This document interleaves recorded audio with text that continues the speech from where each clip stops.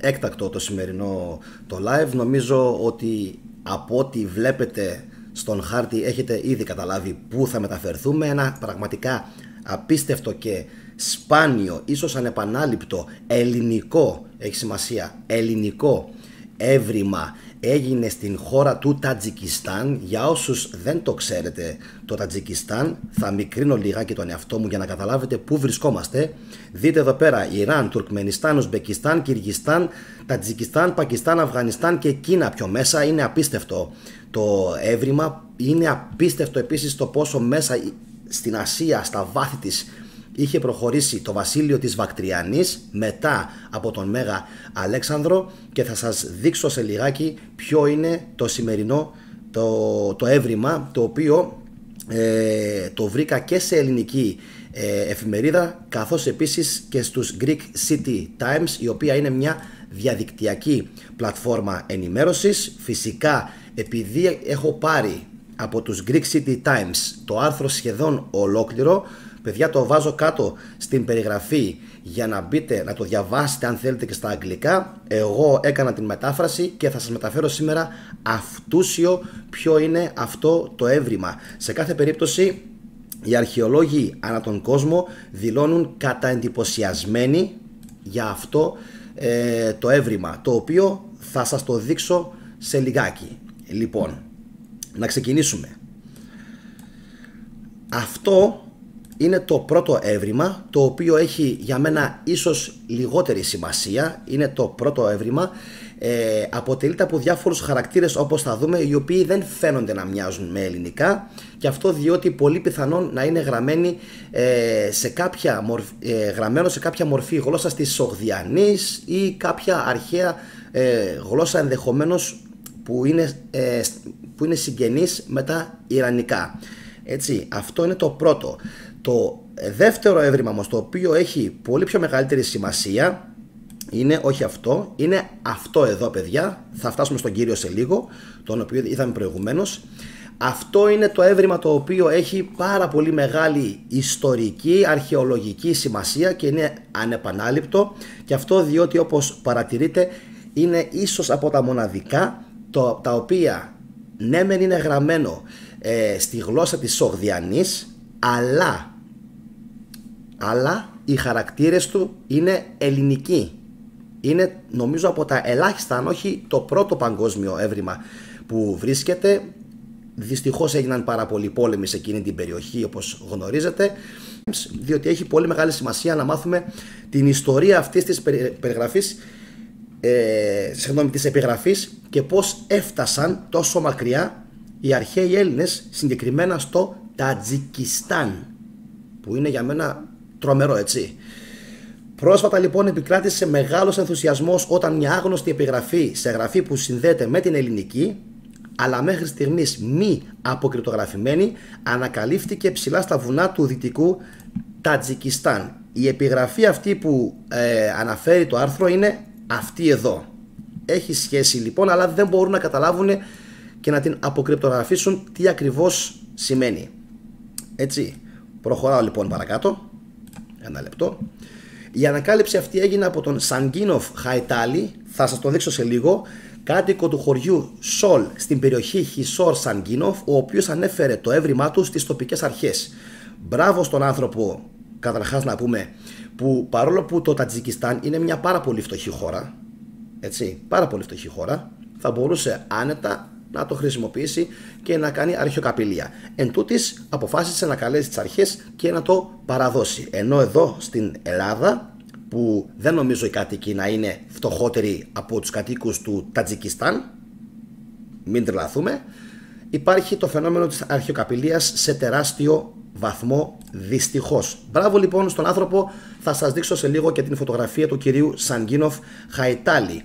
Αυτός λοιπόν ο άνθρωπος κατοικεί στο χωριό Σολ, όπως σας είπα, στην περιοχή Χισόρ Σαγκίνοφ. Η επιγραφή συγκεκριμένη βρίσκεται σε ένα φαράγγι του ποταμού Άλμωση ή Αλμόση, σε ένα μέρος γνωστό ως Κοτζά Μαφράζ, έτσι λέγεται.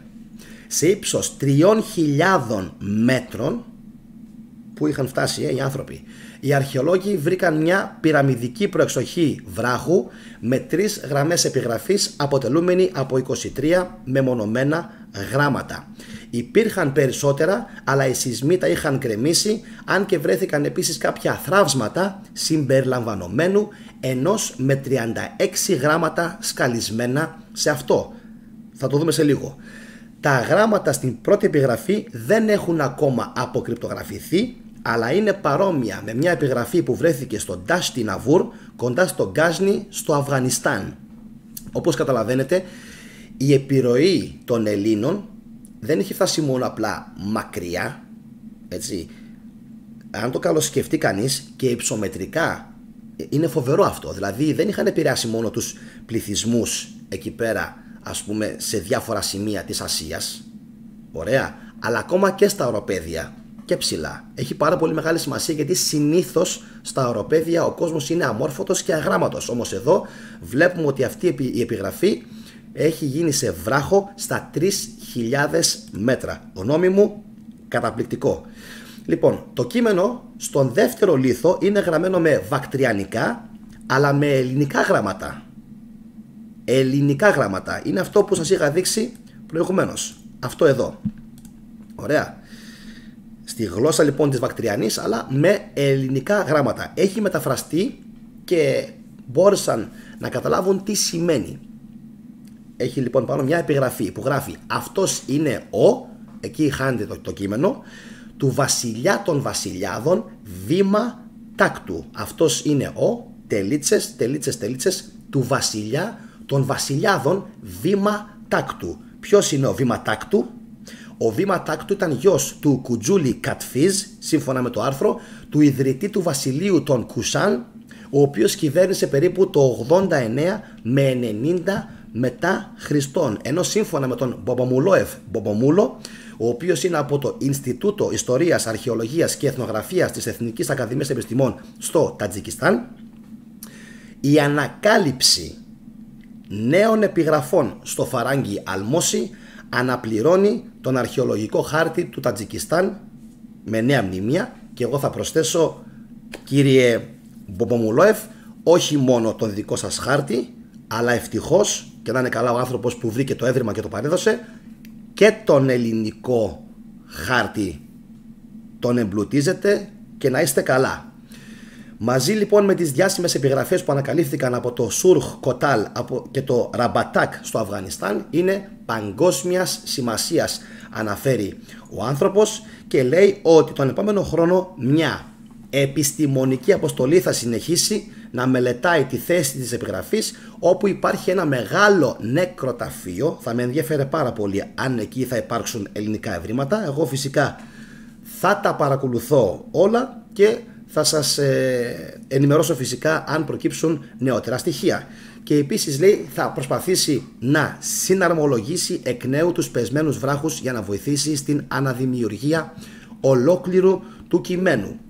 Αυτό πολύ πιθανόν θα γίνει για να μπορέσουν να βγάλουν άκρη και με την επιγραφή που σας είπα προηγουμένως, η οποία είναι αυτή εδώ, με συγχωρείτε, αυτή εδώ, η οποία δεν μπορούν μέχρι στιγμής να την αποκρυπτογραφήσουν, έτσι. Δείτε λίγο και αυτό εδώ. Αυτός είναι ο κύριος Σαγκίνοφ Χαϊτάλη. Να δω λίγο αν μπορέσω εγώ να γίνω πιο μικρός για να τον τιμήσουμε.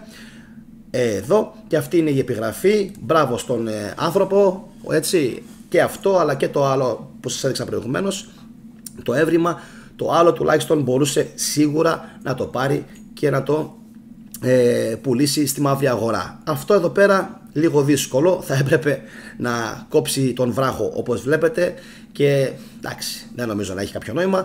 Ο άνθρωπος όμως προφανώς και δεν είναι τέτοιας ιδεολογίας και τέτοιας νοοτροπίας.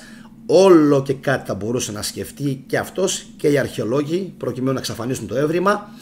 Εν τούτης όμως δεν έγινε κάτι τέτοιο και βλέπουμε ακόμα ένα έβριμα, ιδίως όμως αυτό το οποίο συνδέεται με τον αρχαίο ελληνικό πολιτισμό.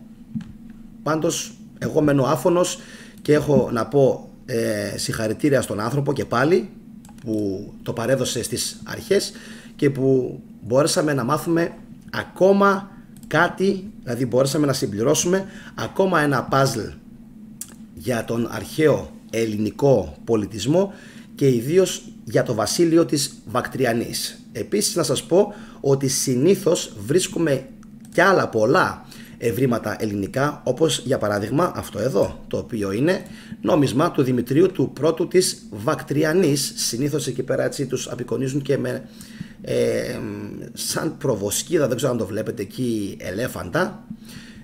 Εν πάση περιπτώσει βρίσκουμε συνήθως πάρα πολλά νομίσματα με Έλληνες βασιλείς και φυσικά πιο μέσα υπάρχει, όχι πιο μέσα, πιο πίσω νομίζω στο Αφγανιστάν υπάρχει και η Αλεξάνδρεια. Θα θυμόσαστε, είχα κάνει ένα βίντεο όπου και εκεί, νομίζω λέγεται η Αλεξάνδρεια της Όξουμ, κάπως έτσι αν θυμάμαι καλά, ίσως είναι λίγο διαφορετική η προφορά της πόλης, όπου και εκεί πέρα βρέθηκαν ελληνικές επιγραφές.